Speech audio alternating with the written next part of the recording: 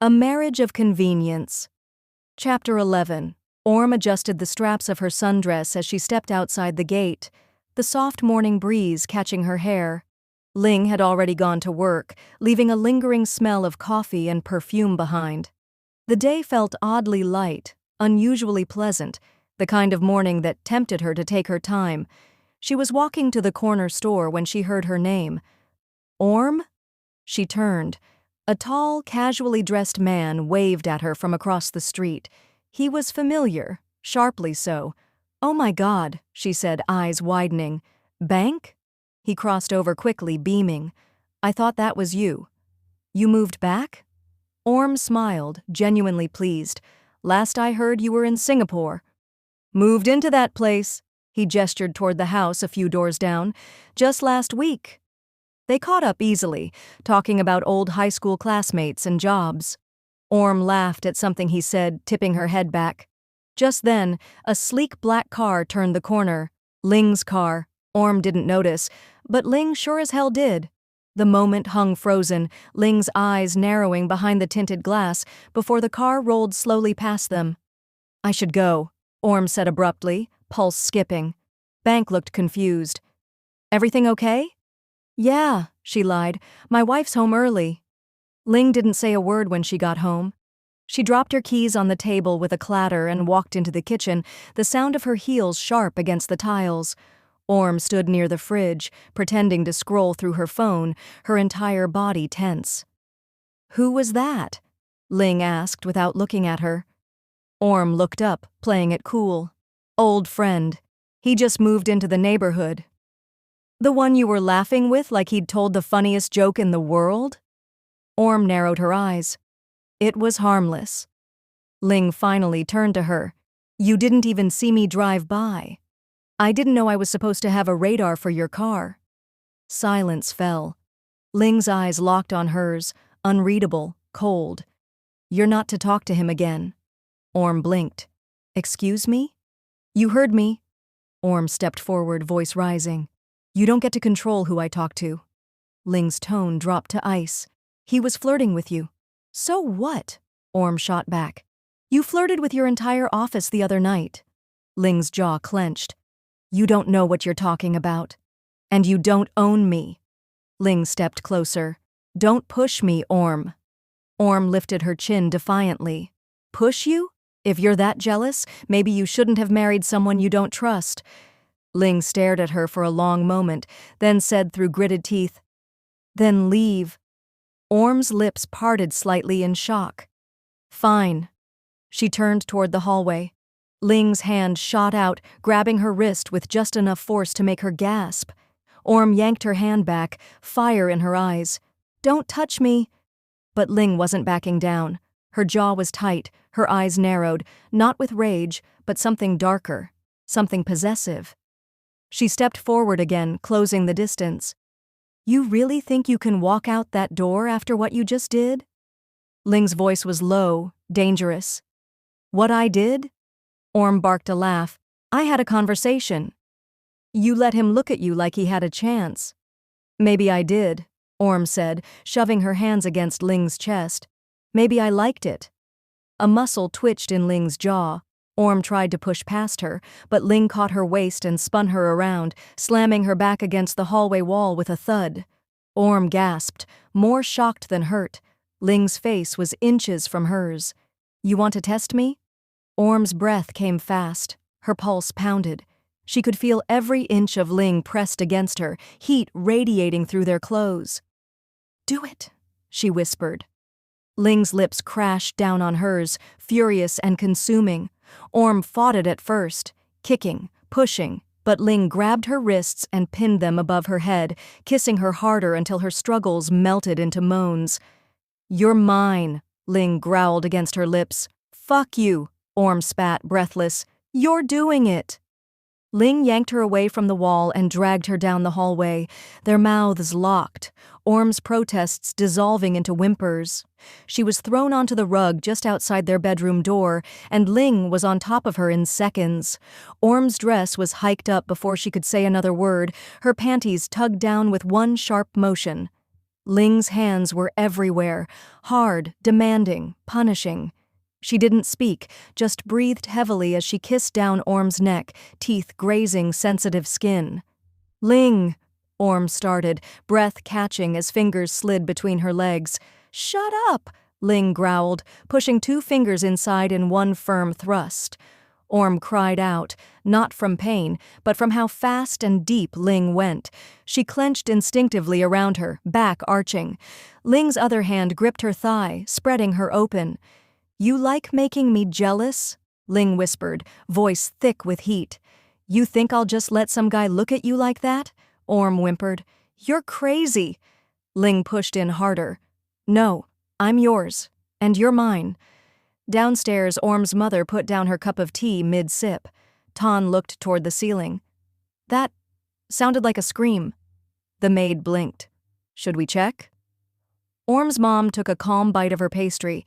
"If it's the kind of scream I think it is, then we should leave them alone." Ton shrugged. "She was yelling a second ago." "And now she's moaning," the mother said, smirking. "All's well? Carry on." Back upstairs, Ling had Orm turned over, face pressed into the rug as 3 fingers pushed into her from behind. Orm sobbed into the floor, equal parts pain and release, every nerve ending lit up with humiliation and desire. "You like this?" Ling rasped. "Yes," Orm whispered, trembling. "Please don't stop."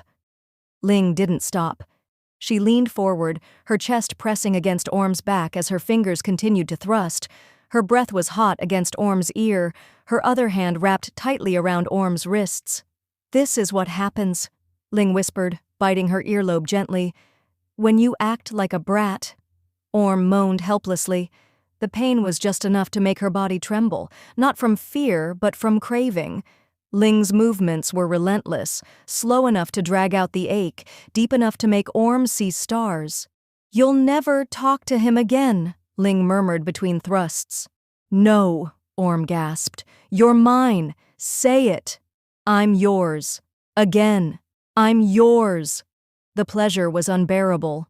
Orm's legs shook as her climax tore through her like a breaking wave, and Ling didn't stop, not even then. She held her through it, fingers deep, lips biting into her shoulder until Orm went limp on the floor. Silence stretched between them, broken only by the sound of Orm's ragged breathing. After a moment, Ling kissed the top of her spine. "Come to bed." Orm didn't answer, not with words. But she let Ling lift her, wrap a blanket around her shoulders, and carry her into the bedroom.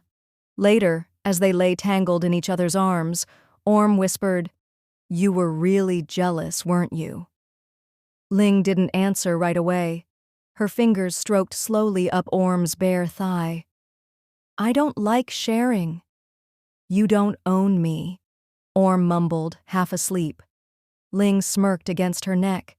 "Keep telling yourself that." The next morning, Orm woke to the smell of eggs and the clink of cutlery. She winced as she sat up, her thighs sore. Her dress from the day before was crumpled on the floor, a reminder of what had happened in the hallway. Heat rushed to her cheeks as she wrapped a robe around herself and padded downstairs. Her mother and Ton were already at the table. "Good morning," her mom said casually, sipping her tea. Orm blinked. "Morning." Ton raised a brow. "Did you sleep okay?" Orm gave him a pointed look. He smirked. "You were loud." Orm grabbed a piece of toast and threw it at him. He ducked, laughing. Her mother didn't even flinch. "I hope Ling was gentle." Orm muttered something incoherent and poured herself coffee. "Where is she?" her mom asked. "She left early," Orm said, trying to act normal. "Big meeting at the firm." Ton leaned in. "So, who was the guy yesterday?" "None of your business." "Oh, that means it's juicy." Orm rolled her eyes. "He's an old friend. He moved in down the street." "And Ling got jealous?" her mom asked knowingly. Orm didn't answer. Her mother grinned. "That girl's in deep." Orm didn't say anything, but she didn't deny it either. She just looked out the window, remembering how Ling had touched her, claimed her, not out of duty, not out of obligation, out of need. She bit her lip. She was starting to need her too. Orm debated the idea for half the morning. Her pride told her to stay home, to be cool, unbothered, but her restless fingers made her pack Ling's favorite lunch in a neat little bento box. Her feet betrayed her completely, taking her straight to Ling's office just before noon. The receptionist smiled brightly when she walked in. "Mrs. Jirakul, she's in a meeting but should be out soon." Orm nodded politely and took a seat in the lounge. She could hear muffled voices behind the frosted glass of the conference room. 5 minutes passed, then 10, and then the door opened. Ling stepped out, laughing softly at something the woman beside her said. Tall, polished, pencil skirt just a little too tight, smile just a little too wide. Orm recognized her immediately, the cheerleader from the spa day. Her stomach flipped. Ling didn't notice her at first. But the moment she did, her entire expression shifted, from open and amused to still and unreadable. "Orm," Ling said, crossing the floor in long strides. Orm stood, keeping her smile fixed. "Hi. I thought I'd bring you lunch." Ling glanced back at the woman, who was still watching with interest. "That's thoughtful." Orm turned to the woman. "Nice seeing you again." "Likewise," the woman purred. Ling took the bag from Orm and steered her gently toward her office. "Come inside." As soon as the door shut, Ling turned.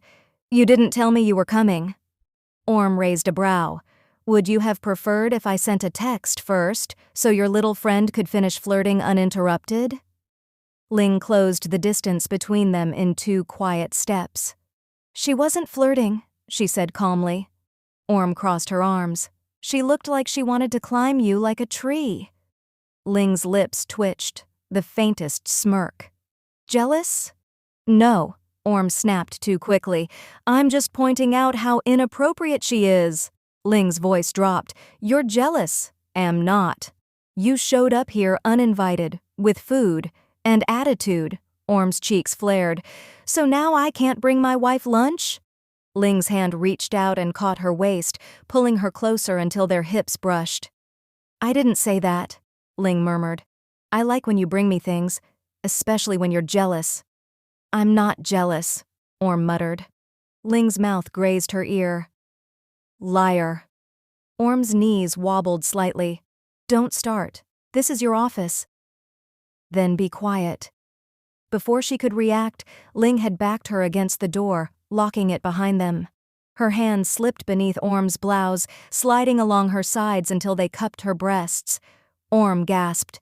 "Ling, someone could hear." "I don't care," Ling whispered, kissing her throat. "You came here looking like that. You knew what would happen." "I didn't." "You're mine, Orm. No one else gets to have this. Ever." Orm whimpered, her legs spreading instinctively as Ling pushed her against the door harder. "Now get on your knees." The command dropped like fire in her belly. She obeyed, slowly, never breaking eye contact. Orm knelt before her, hands trembling as she reached for the button on Ling's pants. Her heart pounded in her ears, not from fear, but from how turned on she was, from how much power Ling had over her, from how much she wanted to please her. Ling stood tall, her eyes half-lidded, arms folded as she watched. "You're not some cheap whore," she said softly. "No one else gets to see you like this. You'll never do this for anyone but me. Understood?" Orm nodded. Ling cupped her cheek. "Say it." "I'll never do this for anyone but you," Orm whispered. "Good girl." With slow, practiced motions, Orm undid Ling's trousers and pulled them down. Ling didn't help her, just let her work, patient and still. Orm pressed soft kisses along her abdomen, then lower until her lips met slick heat. Ling exhaled, one hand slipping into Orm's hair.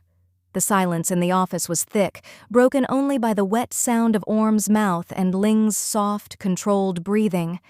Ling didn't moan. She didn't need to. She simply watched, dominant and serene, as Orm worked her tongue with precision. When Ling came, she didn't gasp or cry out. She just gripped Orm's hair tighter and hissed, "Mine." Orm stayed kneeling even after it was over, panting, flushed. Ling leaned down and kissed her forehead. "Fix your lipstick, then come sit in my lap while I eat lunch." "As your good little wife?" Ling smirked. "Exactly." Orm sat in Ling's lap while she ate lunch, her cheek resting on her wife's shoulder, her body still humming from everything that had just happened. Ling fed her a bite of rice from her chopsticks and smiled when Orm took it without a word. Afterward, Ling walked her to the elevator. No kisses, no hand-holding, just a lingering touch at the small of her back, and that unreadable smile. "You're picking me up tonight," Ling said simply. "Wear something soft." The elevator doors closed before Orm could respond.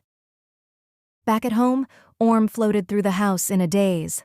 She set down her purse and went straight to the kitchen, needing water, needing grounding. Her mother found her there, leaning against the counter, flushed and silent. "You went to her office, didn't you?" her mom asked. Orm blinked. "How did you—" "You've got lipstick smudged halfway across your cheek." Ton peeked around the corner. "Did she bend you over the desk?" "Ton!" He laughed. "Just asking. You look, well, fucked." Orm threw a tea towel at him. Her mom handed her a mirror. "It's not a bad look, but you should clean up before dinner." Orm stared at her reflection, the messy hair, the dazed eyes, the faint bruising on her throat. She looked like someone who belonged to someone else, and for the first time, she didn't mind. That night, Orm changed 3 times before settling on a pale pink dress that clung just enough to hint without showing, soft like Ling asked. When Ling rang the bell, Ton answered the door and immediately turned to shout, "She looks like she got hit by a love truck." Orm shoved past him, cheeks burning. Ling leaned against the doorframe in a sleek blouse and slacks, hair tied back, mouth curved in amusement. Her eyes raked over Orm slowly, appreciatively. Perfect. In the car, they didn't speak much. Ling's hand rested possessively on Orm's thigh, her thumb moving in small, lazy circles. At dinner, Orm met Ling's business partners and their spouses. Everyone was polite, well-mannered, but every now and then Orm would catch someone glancing at her, especially the same woman from earlier, who now watched with barely veiled interest. Orm stayed calm, polite, until the woman leaned in too close to Ling, laughing a little too loudly. Orm leaned over to Ling and whispered, "I don't like the way she looks at you." Ling raised an eyebrow. "You want me to cause a scene?" Orm sipped her wine. "Just don't let her think she has a chance." Ling smirked. "Trust me." When dessert was served, Ling took Orm's hand beneath the table and squeezed it. A quiet, simple gesture, but it was enough. Orm blushed. Later in the car, Ling kissed her slowly, deliberately. "You did good tonight," she murmured against her lips, "but now I'm going to remind you who you belong to." And Orm, flushed and breathless, whispered, "I'm yours."